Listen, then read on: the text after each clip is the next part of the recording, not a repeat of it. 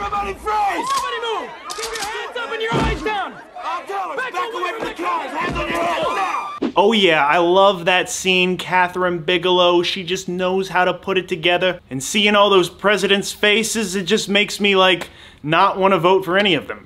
Welcome to Movies Revisited. I'm your host, Taylor James Johnson, and today we're gonna be revisiting Point Break, directed by Kathryn Bigelow, starring Keanu and Swayze and a whole bunch of cool surfer dudes who like to rob banks and skydive and do all sorts of extreme stuff. And speaking of extreme, boy howdy, is this movie extreme. Just look at this handheld chase sequence. Nobody had ever seen anything like this before. And oh yeah, look at my shirt. You can buy this at joeblow.com if you like merch.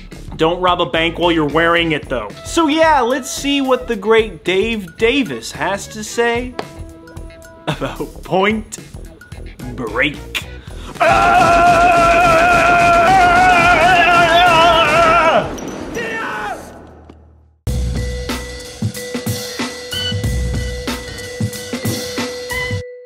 It's hard to believe today, after Speed, and 4 Matrix movies, and 4 John Wick movies, but there was a time when Keanu Reeves was not considered viable as an action star, especially after his portrayal of lovable time-traveling doofus Ted Theodore Logan in Bill and Ted's Excellent Adventure.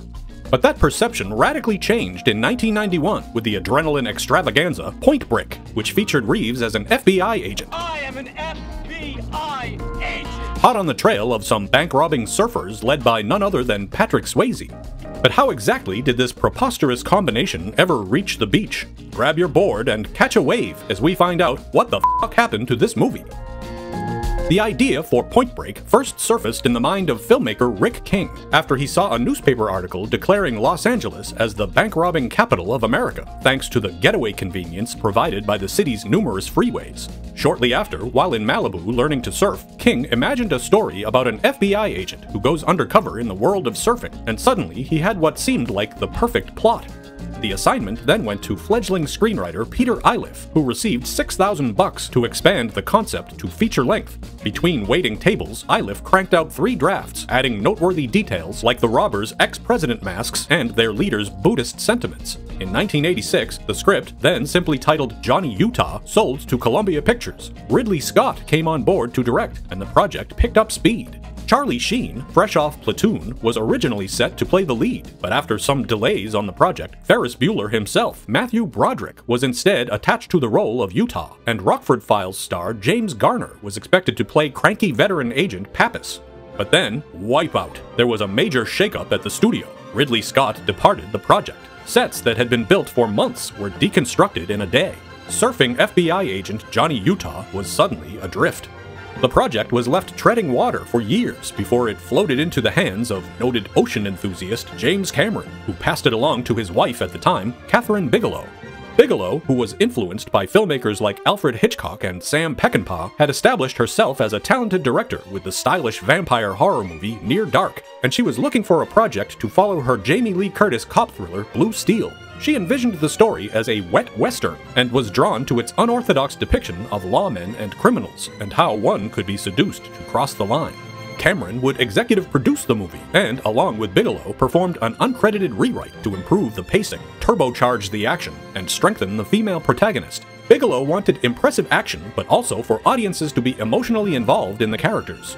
The project would be the first for Larry Gordon's production company, Largo Entertainment, and the completed movie would be released by 20th Century Fox, the home of Cameron's Aliens and The Abyss.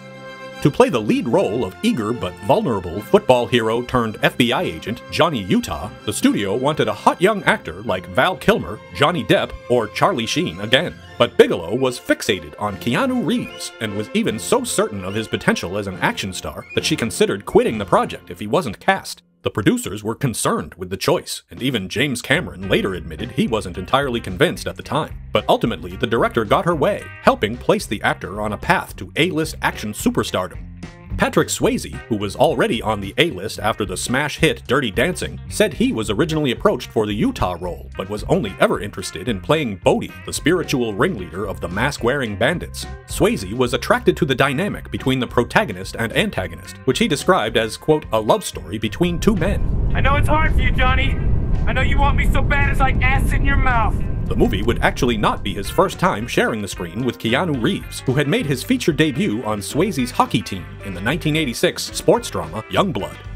The original script characterized Johnny's romantic interest as a stereotypical blonde California beach babe, which was also what the studio wanted. After auditioning dozens of actresses to play brash surfer girl Tyler, Bigelow selected Lori Petty for her athleticism and spunky attitude, as well as her effortless screen chemistry with Reeves. Thanks, Johnny Utah! For Johnny's irascible older partner, Angelo Pappas, the eccentric agent with unconventional theories and a fondness for meatball sandwiches, Utah! Give me 2. the role would be played by Gary Busey, at perhaps his Gary Buseyest. I'm so hungry I could eat the ass end out of a dead rhino. I should have had you give me 3 of these things. The project was given a $24 million budget and would go before cameras in July of 1990 under the working title Riders on the Storm. But before Bigelow could call action, she needed her cast fully prepared for all that action.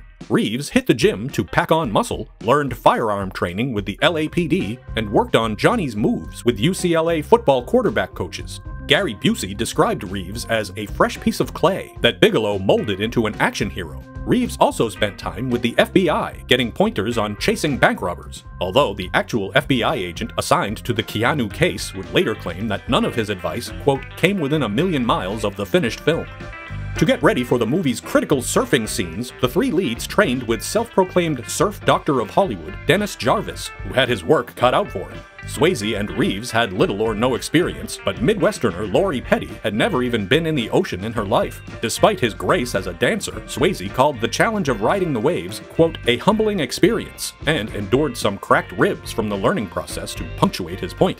Swayze had no misgivings about dropping out of a plane, and, seemingly sharing Bodhi's mindset, passionately embraced skydiving during production, and he convinced crew and cast members, even Gary Busey, to join him on his many weekend jumps.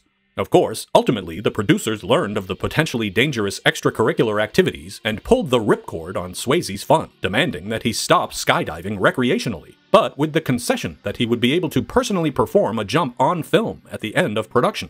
Some of the final scenes shot for the movie were Bodhi plummeting backwards out of the plane, Adios, amigo! and performing aerial acrobatics in freefall.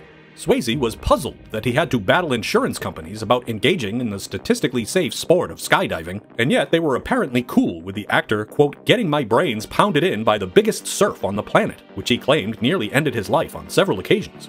As for the rest of the exhilarating skydiving scenes, they were performed by professional stuntmen and skydivers. The close-ups were achieved by attaching the actors on telescoping arms suspended above large wind machines, which seems uncomfortable but at least much less likely to result in colliding with the ground at terminal velocity. Bigelow also wanted her actors to perform as much of their own on-screen fights as possible, so stunt coordinator Glenn Wilder held weekend sessions to practice and choreograph the fisticuffs. When Red Hot Chili Peppers frontman Anthony Kiedis didn't show up, Wilder informed him that unless he participated, he would be getting knocked the f*** out by the first punch during the scuffle with Bodhi and Johnny, which prompted Kiedis to then faithfully attend all further training sessions.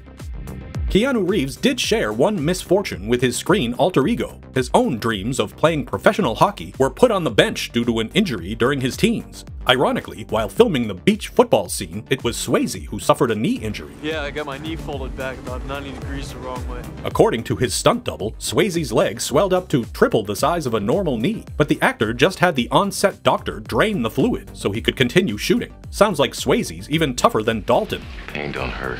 Swayze did get spared from the movie's memorable and frantic alley chase, an innovative sequence before the days of drones and GoPros. To capture the chaotic foot race at speed, Bigelow and cinematographer Donald Peterman developed the Pogo Cam, a gyro-stabilized snorkel lens camera on a long pole to get up close and personal in tight quarters.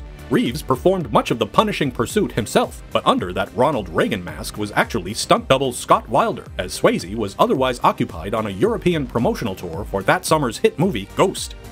With the logistical and physical challenges of all the movie's heart-pounding action, it was, ironically, one of the more mundane moments that would prove particularly frustrating to capture. The opening one-shot Steadicam walk-and-talk with Utah receiving a tongue-lashing from his new supervisor was an endless string of flubbed lines and timing and technical errors. McGinley said the sequence took an entire day and nearly 50 takes to finally get right. Special Agent Utah, are you receiving my signal?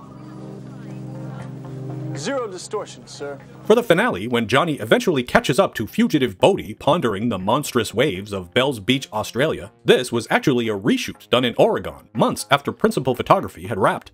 Reeves had grown out his hair for Bill and Ted's Bogus Journey, and Swayze had chopped his locks for City of God. But the styles conveniently suited the characters, as Utah had become a renegade in the agency, and Bodhi would have logically changed his appearance in hiding. The colossal killer wave itself was captured in Waimea Bay in Hawaii, and pro surfer Derek Dorner paddled out to perform Bodhi's final plunge. Dorner said it was the first time anyone had asked him to purposely wipe out, but at least he did end up receiving a Guinness World Record for the biggest wave ever body surfed. By all accounts, everyone involved had a blast making the film, and the cast and crew had nothing but praise for the meticulous and humanizing approach of director Kathryn Bigelow, who Reeves described as a female Utah in her motivation and strong will. Swayze noted that having a woman directing an action movie brought an intimacy and a deeper level of truth to what otherwise could have been standard macho material. 20th Century Fox released the R-rated movie, now sporting the surf-appropriate title Point Break, on July 12, 1991. The movie opened with $8.5 million to land in 4th place behind Boys in the Hood, the reissue of Disney's 101 Dalmatians, and, coincidentally, Bigelow's soon-to-be ex-husband James Cameron's blockbuster sequel, Terminator 2, which had opened the previous week. Despite getting drowned by critics at the time, Point Break stuck around theaters long enough to collect $43 million domestic and $83 million worldwide. As we know, from there, the movie's unique blend of drama, absurdity, and adrenaline addiction influenced countless action movies that followed, and had an enduring pop culture legacy, getting referenced in everything from Edgar Wright's Hot Fuzz to Marvel's The Avengers. No hard feelings, Point Break. You got a mean swing. Made in the days before digital face replacement and CGI stuntmen, the movie's many grounded but invigorating sequences have justified Point Break's inclusion on numerous lists of all-time great action classics. There have been several attempts at more Point Break. A sequel shortly after the movie's initial success was considered, but swiftly abandoned. Another aborted attempt in 2008 with Speed director Jan de Bont would have featured a new hero chasing a group of ex-presidents' copycats. A 2015 remake with Edgar Ramirez and Luke Bracey was a critical wipeout and failed to thrill audiences. The movie has also been honored by the long-running stage show Point Break Live, which would cast a random audience member as Utah with his lines read from cue cards. Original screenwriter Peter Iliff also hasn't given up, recently conjuring an as-yet unproduced sequel following Johnny Utah's daughter, an undercover FBI agent trying to solve the mystery of her missing dad. Director Kathryn Bigelow continued mixing emotion and impactful action, and although she hit a few bumps on the road after Point Break, she would go on to win Oscars for The Hurt Locker and Zero Dark 30. Keanu Reeves, now at the height of his fame, has publicly declared that Point Break changed his life, as further evidenced by a diverse career that has spanned more than 3 decades since. Sadly, we lost Patrick Swayze to pancreatic cancer in 2009. But for many fans, Point Break remains not just his most iconic role, but one of the best action movies of all time.